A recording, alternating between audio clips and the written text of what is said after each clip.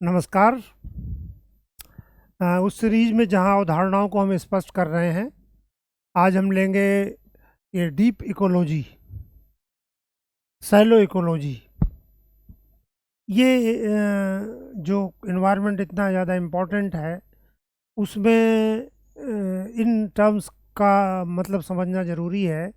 पहली बात तो ये समझिए कि ये दोनों टर्म एक्सप्लेन करते हैं, ये फिलॉसफिकल टर्म है, व्यक्ति के इन्वायरमेंट के साथ रिलेशन कैसे होंगे।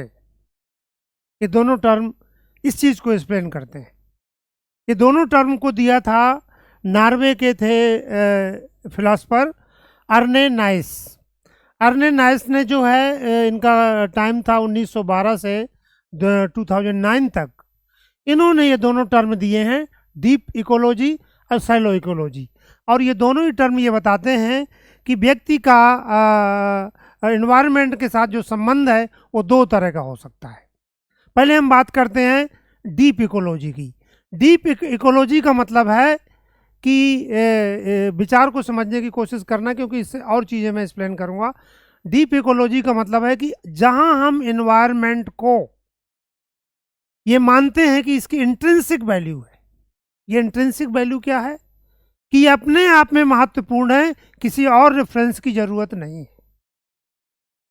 जहां हम मानते हैं कि इन्वायरमेंट ही इंड है, उसको प्रोटेक्ट करना ही इंड है, इरेस्पेक्टिव ऑफ आप किस एज में रह रहे हैं, इरेस्पेक्टिव ऑफ द फैक्ट कि वो आपको हार्म कर रहा है एनवायरमेंट या नहीं, उसकी इंट्रिंसिक वैल्यू है और उसको प्रोटेक्ट करना एक निरंतर का कार्य है, वो वैल्यूएबल है।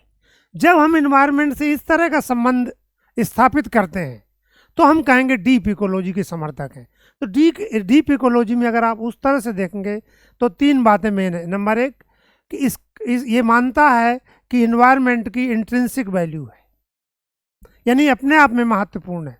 नंबर दो, इन्वायरमेंट अपने आप में एक एंड है, ये किसी का मीन्स नहीं है। नंबर तीन, जितने भी लिविंग और नॉन लिविंग बीइंग्स हैं जो एनवायरनमेंट का पार्ट हैं, उनकी सबकी बराबर वैल्यू है, कोई छोटा नीचे या कम या ज़्यादा नहीं है। ये एक तरह का संबंध हो गया। जब हम इसको फॉलो करते हैं तो हम कहेंगे हम डीप इकोलॉजी के समर्थक हैं। डीप इकोलॉजी का उदाहरण ये हो सकता है कि हम भले ही एनवायरनमेंट से कोई हमें नुकसान नहीं हो रहा है, लेकिन हमें एनवायरनमेंट को प्रोटेक्शन करना अपनी कल्चर का पार्ट बना रखा है। इंडिया में बहुत सारे ऐसे एग्जाम्पल हैं कि हमें कुछ खास जानवरों की, एनिमल्स को प्रोटेक्ट करना चाहिए, प्लांट्स को प्रोटेक्ट करना चाहिए, उनके महत्व को बताया गया है।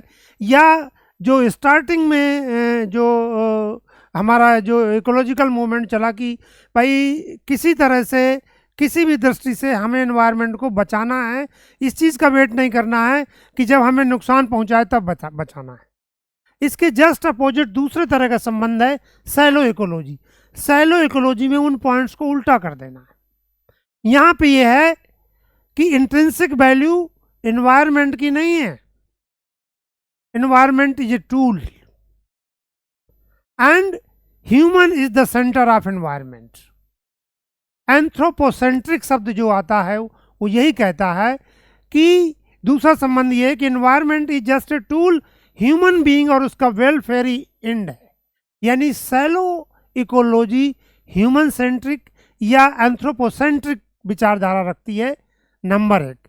नंबर दो, ये कहती है कि लिविंग बीइंग बहुत सारे हैं, लेकिन जो रेशनल बीइंग है यानी ह्यूमन बीइंग, वो सबसे ज़्यादा इंपॉर्टेंट है, उसके इंटरेस्ट को प्रोटेक्ट करने की ज़रूरत है। नंबर तीन, सैलो इकोलॉजिज्म ये कहता है कि हमें एनवायरनमेंट को तब तक प्रोटेक्ट करने की ज़रूरत नहीं है जब तक कि वो हमें नुकसान नहीं पहुंचा रहा है। ह्यूमन को अगर वो नुकसान पहुंचा रहा है तो उतना ही प्रोटेक्ट करना है हमें, जितना वो ह्यूमन बीइंग को नुकसान न पहुंचा पाए उतना ही प्रोटेक्ट करना है। अब जैसे मान लीजिए कि इसके उदाहरण ये हो सकते हैं कि बहुत सारी चीज़ों का हम टेक्नोलॉजिकल सॉल्यूशन ढूंढते हैं, क्लाइमेट चेंज का हो गया, या ये एसी चल रहा है जैसे यहाँ पर, तो ये क्या है, ये हम अपने को प्रोटेक्ट करने के लिए ही हमें उतना ही करना है हमें जो हमारे ह्यूमन बीइंग के कल्याण के लिए ज़रूरी है। तो ज़्यादातर हमारे स्टेप्स पता है वर्तमान में, भले ही पर्यावरण के संरक्षण की हम बात करें, सस्टेनेबल डेवलपमेंट की बात करें, वो सैलो इकोलॉजी पर ही आधारित है या इस फिलॉसफी पर आधारित है। इसमें केवल हम उतना ही छेड़, इसीलिए तो 1970s के बाद एनवायरनमेंट की प्रोटेक्शन की आई, जब एयर में पोल्यूशन बढ़ गया, जब वाटर पीने लायक नहीं बचा, तब हम लोगों ने क्या किया कि अब इसको कैसे बनाया जाए पीने लायक, या अब इसको कैसे हम अपने को बचाव करें। तो majority of the measures taken at present time they are based on the philosophy of silo-ecology. Actually जो अर्नेनेस थे, उन्होंने ये कहा था कि ये विचार करीब 90 के दशक में दिया उन्होंने कि यूरोप में पर्यावरण के जो समर्थक हैं, उन्होंने जागरूकता तो उत्पन्न की है, लेकिन ह्यूमन बीइंग के साथ उसका क्या संबंध है, उस फिलॉसफी पे जोर नहीं दिया है। इसलिए मैं मतलब उन्होंने उसके फिलॉसफिकल रिलेशन ह्यूमन बीइंग के साथ दो तरह के हो सकते हैं, मैं उसको नट सेल में निचोड़ देना चाहता हूँ।